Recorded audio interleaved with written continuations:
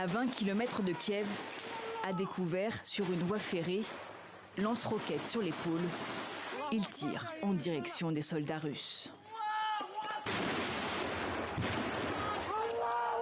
Ses partenaires invoquent Allah pour s'encourager.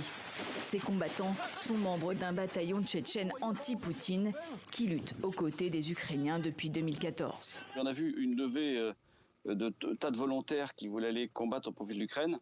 On a parlé de plusieurs milliers, je pense que c'est la réalité, mais comme lors de chaque conflit finalement. Voilà 4 semaines que l'invasion russe a débuté et l'opération Éclair, sans doute espérée par Moscou, n'a pas eu les résultats escomptés. Les frappes aériennes sur les grandes villes prennent de l'ampleur, tuant des centaines de civils pris au piège. Mais la progression terrestre des troupes russes reste limitée.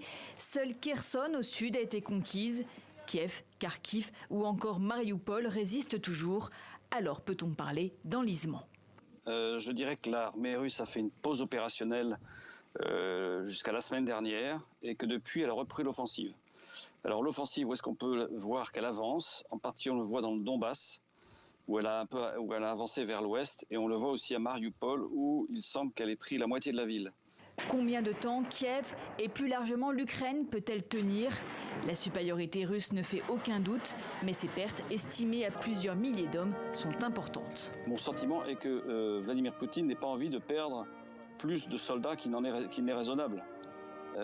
Parce que d'abord, de ces soldats, il en a besoin.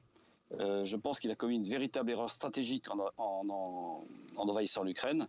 Et il n'imaginait pas l'esprit de résistance et la capacité de résistance, non seulement de l'armée ukrainienne, mais également de la population ukrainienne. L'objectif pour le président Zelensky est d'arriver au plus vite à la table des négociations, suffisamment fort pour obtenir une paix au moindre coût.